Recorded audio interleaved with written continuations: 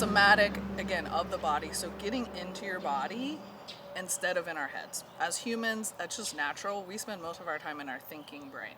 Yeah. We're planning, we're thinking of the past, future, all of that, and we're just constantly thinking. And that's normal. I mean, Yeah. that's okay, but we need to find those opportunities to get back into our body. And that could be as simple as just movement, moving our body, noticing our body. Again, often we're in our thoughts so much that we're not in touch with what's happening.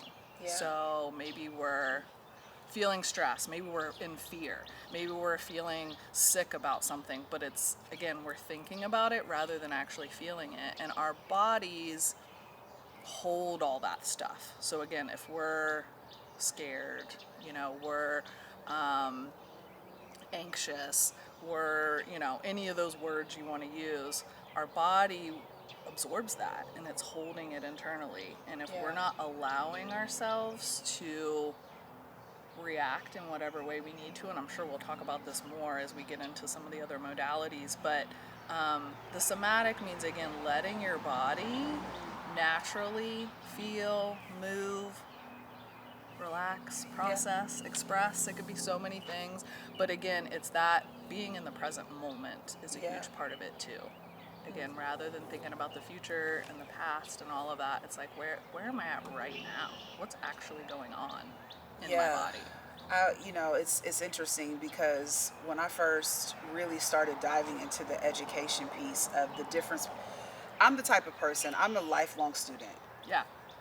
And also, if a doctor is going to diagnose me with generalized anxiety and major depression, I'm going to learn everything I can about that diagnosis. And so I asked a lot of questions when I would go to my appointments. And one of the simplest ways that I was able to understand anxiety was that is the future, and the depression is more about the past. And so it's interesting to be able to practice some of these somatic modalities and learn how to be in the present moment in your body. I think that's one of the things that I benefited from the most in practicing the breath work and the light therapy with you. Reiki even is one of those somatic practices that I did a previous episode on that. And so why do you think that so many of us become disconnected from our bodies? Yeah, really good question. I was just kind of thinking that through. So, for me personally, I believe a lot in the impact of traumas from childhood. So I really tend to relate to those, doctors like Gabor Mate and some of those that talk about how childhood trauma is really kind of the root of just how we manage everything in adulthood. So I think, especially as children, when things are going on around us that we don't have control over, and that could be a wide range of things, from simple things as just not being paid as much attention to as you wanted to, of course, more extreme things, violence or abuse or anything that might happen. Our body is made to protect us. So at those times, our body does what it needs to do for us to handle whatever that is going on. So it will protect us in ways of, again, we kind of disassociate is a big one. And that's that time. Hey, I'm just going to go somewhere. I am not here in this present moment. Yeah. So you can learn from a very young age, I have to do this to protect myself. When something stressful happens, I can keep myself safe, and your body's doing what it should do, right? That's right. It is protecting you and putting you in that. But then your body learns that's just a habit, that's comfortable. So as you get older, you don't need those tools maybe anymore, but your body is just in that. So we actually have to actively work to go, that was a wonderful tool. Thank you for protecting me. But now I need to learn a new way because that tool's actually taking away from my life or hurting my life in some way because I'm not whatever it might be. Yeah. And so you have to learn a new way. But that's the reason. It was real tools that our bodies are meant to do that protected us at one point. Yeah. But again, we have to then rewire those tools as we get older. No, it's so true. I think I mean, I've told this story on another episode before, but I won't go into too many details about it. But I've spoken to you very freely and honestly about my body dysmorphia, eating disorder issues.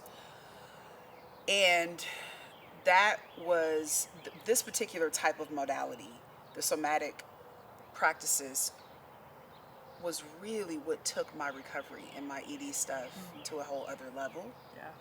Talk therapy is fantastic, um, but getting into my body, because I realized in therapy that the eating disorder was actually me protecting myself and the disassociation and disconnection from my body.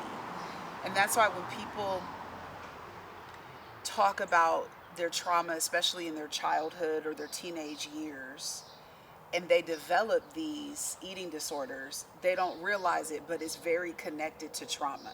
Yeah. Speaking just specifically to the disconnection and the disassociating, they're trying to control something, they're trying to protect themselves. So that was a really good point that you just brought out, that I think listeners really need to understand, that it may not look like you think it looks, like you acting out, or whatever the case. It might just be like you restricting your body, Yeah.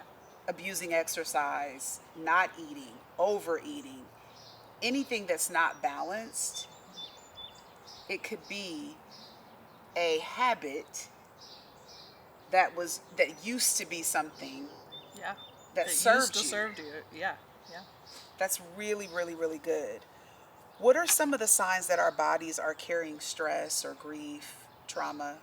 I mean, I know we just talked about the Yeah. eating, the food stuff.